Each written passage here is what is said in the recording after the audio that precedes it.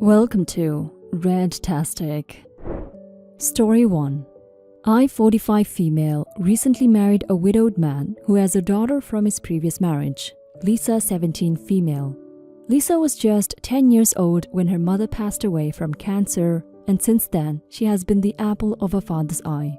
She had all his attention for the last 10 years, and I knew it would be hard on her to accept me into their family. But I figured it would work out eventually when I gave her all the love and attention a birth mother does to her child. Little did I know she was already thinking of ways to get rid of me, even before we got married. After I married Lisa's father, things were smooth for a few weeks. She kept a distance, but I tried to get her to come out of her shell by taking her out shopping, getting mani-pedis, going to the spa together, etc. She still didn't budge and would try to make my life miserable. But I wasn't going anywhere anytime soon. My abusive mother had kicked me out when I was 16, and I have been struggling on my own since. I deserve happiness and love, and that is what I finally have now with my husband. I ignored Lisa's tactics to get rid of me, mixing the colored and white clothes of my neat freak husband and blaming it on me, hiding important mail and telling my husband she saw me shred it. She was doing everything to make my life miserable. Lisa then crossed a boundary and told her father I was cheating on him and had men over when he was at work. When my husband confronted me, I told him to check the Ring camera to see if anyone had ever entered our house. In his absence, and that's when he knew I was telling the truth. I kept a safe distance from Lisa from then on. The day finally came when Lisa was to start college, and needless to say, I was thrilled as we barely had a relationship. I could finally have the privacy with my husband I craved and the calm, stress-free household I had always wanted. Things went downhill fast, and I realized good things always come to an end as my husband wanted to move to his home country on the other side of the world, right as I had gotten a promotion at work in my dream profession. We decided it was best for us to part ways and let each other grow on their own, so we filed for divorce. Things are amicable and my husband rented an apartment and moved out of my house. The divorce is still going on, but something has come up. My ex-husband called me last night asking if I could take in Lisa for a year and a half until she finishes college because she and her roommate trashed their dorm for a dare. She isn't allowed to live on campus anymore and doesn't have a job yet to help pay rent for an apartment. My ex cannot pay rent for an apartment for her just yet, as he invested all his money in a business where he now lives. Divorce charges are pretty expensive too. I immediately said no and would not listen to a word he had to say. As much as I respected my ex, there was no way I was taking his obnoxious daughter, who ruined my life, into my home, my safe space. I was not going to purposely make my life hell when things were finally going my way. I explained myself and hung up, making my answer clear. This morning I got a call from an unknown number. I picked up and it was Lisa. She was all sweet and nice in the beginning, asking how I was and if things were okay after the divorce. I knew what all this was about and told her to cut to the chase. She said everything her dad had said to me last night. She needs a place to stay and cannot change colleges because her GPA hasn't been good the past semester, so no other college will take her in. I told her she did this to herself, but then she started crying and told me how much she misses me and that she's sorry for making my life miserable. I told her I was clear about my answer and that I work almost all day and cannot afford to have someone so careless in my house when I'm not there. Lisa then became old Lisa and started yelling, calling me selfish and a good-for-nothing hoe. I hung up and powered off my phone so I could focus on replying to emails. A few peaceful hours go by and I turn my phone back on only to see a dozen missed calls from various unknown numbers. I call back to see who it was and, lo and behold, it's all of my ex-husband's extended family. From Lisa's grandparents on both sides to aunts and uncles, everyone had one thing to say: that I was the reason Lisa is homeless now and couch jumping from one friend's house to another until she can find a place to stay for a year. I blocked everyone's numbers and dialed my sister, explaining everything I'm going through. She validated my actions, but there's just this feeling of guilt I have that I know I should not be having. Lisa did this to herself and so did my ex. There was no rush for him to leave before Lisa finished college, but he didn't stay. Why should I be the one to take the blame? Update. Though my ex and I ended our marriage on mutual terms and had no bad blood, he blocked my number after I refused to grant accommodation to his spoiled daughter in my home. I stayed firm on not letting her stay with me, which ended in her working part-time to pay off rent for a room a family friend of theirs offered her in their home. Honestly, I am glad she found a place to stay, and it's with a family whose rules she has to live by. Because, after all, she did this to herself and deserved a reality check. Not everyone gets what they want all the time. Their family members have finally stopped blowing up my phone from different numbers, and I am at peace. You did the right thing, OP. Lisa was never good to you when you were still together with her dad.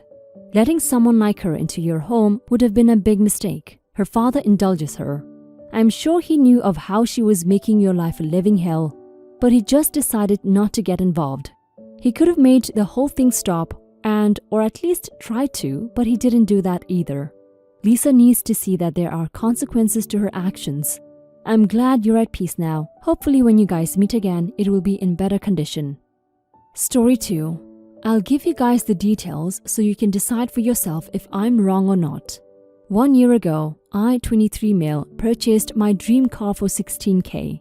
It had over 110,000 miles on it and is a 2006 model. I paid less for it than it was valued for on various car websites.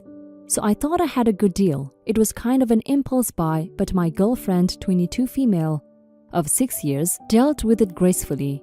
This is embarrassing to admit, but since I purchased it a year ago, it has been to the shop probably 6 to 7 times. And right now I can't drive it until I replace a bunch of parts in it. I've been borrowing my girlfriend's car and she's pissed off because she just bought it 2 months ago and says that I leave her stranded all day without a vehicle and she has to find rides from her dad or brother. She bought hers used. It was a super good deal, I'll admit. It's different though. She works really close by to our place while I work 30 minutes away. When she didn't have a car for 2 months, I drove her to work in the mornings, so I feel this situation is kind of fair right now. She says I got hustled when I bought my car, that it's a piece of shit and a waste of money, and she's tired of having it just sit in the driveway wasting away. She says I need to trade it in for something newer and more reliable, and that effing hurts to think about because I love this car. I dreamed about having this car since I was a little kid, so letting it go is like letting go of my youth and my manhood, so to speak. I told her I can go ahead and replace the motor and return the car to stock, and she said that this car is not worth the sacrifice or money and labor, that I need to upgrade. She really thinks that this car won't make it to the end of the 5 years I financed it for. So I said I would think about it and maybe trade it in for a newer version of the sports car I have now. This pissed her off. I make $27,000 a year and have been looking at cars in the $22,000–25,000 price range, and she calls me irresponsible. She says the maximum amount I need to go for is about $15,000, and she says if I got a new sports car, insurance is going to be through the roof. I won't be able to pay for the car, plus all of our other bills, and I won't be able to pay for school. We are purchasing a house in the next year, and she thinks I'm being selfish in wanting to either keep my car or trade it in for a newer model. So I offered another compromise. I would buy a junk car for $2,000 and that would be my daily driver while my car sits in the garage getting fixed, and eventually it will be my weekend car. She said that's a dumb idea. How will I pay for 2 cars? That is just taking up space. What happens if the junk car breaks down, we can't afford having 3 vehicles, etc. She says I don't need 2 vehicles at my age, that I don't even need a sports car, and that sometimes life is tough, and I can't always get what I want. She thinks I should be responsible and stick with the budget, but you guys know that it's hard to get a nice, cool sports car for under $15,000 with good mileage and relatively new. I'm frustrated, she's angry, and we've been at each other's throats for months now. School is starting for us soon and she's also starting a new job. So I need to decide now because we both can't rely on her car once all that happens.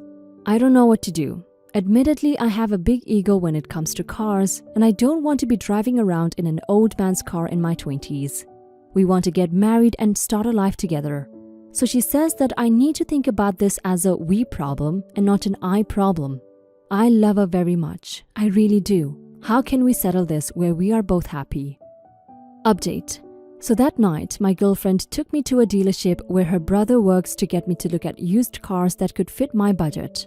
There were some okay ones and some really nice ones, but they were way too expensive for my budget. Finally, she found one for me in amazing condition, a 2014 sporty car with 10k miles on it for 14k. Just a really good deal. Her brother got me an unbeatable deal. I traded in my old car and whatever was left on the note was added onto this one. He worked with my bank to get me the payments I want at a 1.99 APR. So honestly, it was a steal and we both knew it. I got it that night, said goodbye to my old car and left with a newer and better vehicle. But I'm miserable. I miss my old car so much. This car is nice, but it's just not the same. All my car friends are giving me shit for it. I feel like less of a man. I've been mopey all weekend and my girlfriend has noticed. We drive in the car and she makes comments about how nice it is, how amazing the stereo is, how good it looks and how sporty it is. And I'm trying to love it. I really am. But it's not my old car. It's not my dream car. She's been so irritated with me and she says I'm really hurting her feelings by acting this way. But I feel like I lost a loved one. I just want her to give me time. She's mad at me because I guess I didn't act grateful enough for her brother giving me the hookup and I was acting indifferent about everything. She's mad that I keep bringing up my old car and that I keep saying I miss it, that I'm mopey. I don't know what to do. Can you guys give me more advice or kick me in the ass or something? Please. My girlfriend has literally cried because of how bad I've made her feel. But I don't understand why she's feeling this way when I'm the one who gave up my car.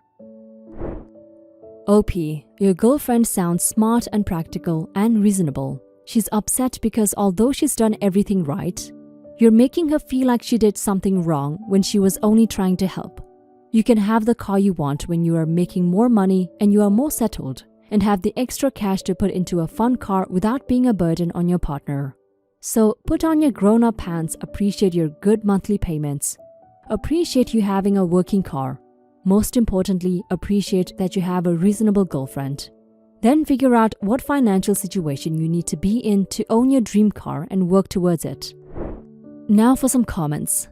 You should dump your girlfriend, go buy whatever car you want and enjoy life without crazy girls telling you what to do. And I hope you super love that car because when you are living in it, you'll definitely be glad that it's your dream car. Seriously, if all you're going to do is resent your girlfriend and listen to your douchebag friends over what kind of car you drive, let her go so she can find someone with a similarly responsible attitude towards life. As far as I can tell, her main flaw is that she's still hanging out with you. I can't effing get over this. The big status thing you have in life is a car you can't afford. Your priorities are effed up. How to adult. Learn to say, I was wrong, you were right. Note, this doesn't only apply to relationships, but also to work, etc. After you are wrong, do not dwell on the wrong thing. Suck it up, do your best to forget about it and move on. You were wrong about the car, so you took the right action, but with the wrong attitude. You deserve credit for taking the right action, but now you're being a little bitch about it. Stop acting like a child, admit that you were disappointed, but you are now down with doing the right thing, and realize that if you work hard, you will have the dream car in your life, but realistically, you need to work for what you get. Being poor is part of being young, that's life. Everything everyone here is telling you is admittedly pretty harsh, but oh so very true. You're only 23, there's plenty of time for you to save up and buy a dream car. Right now, you seem to be valuing your more or less useless car over your girlfriend. I honestly would have dumped your ass by now. I personally cannot begin to understand why this car is so important to you, that you are willing to risk your relationship with your seemingly level-headed and generous girlfriend. I do, however, understand that this car is important to you, but once again, is it really worth more to you than your girlfriend is? You might be only 23, but you are still an adult. Learn to act like one, make adult choices without having to be told what to do, and without whining about said choices afterwards.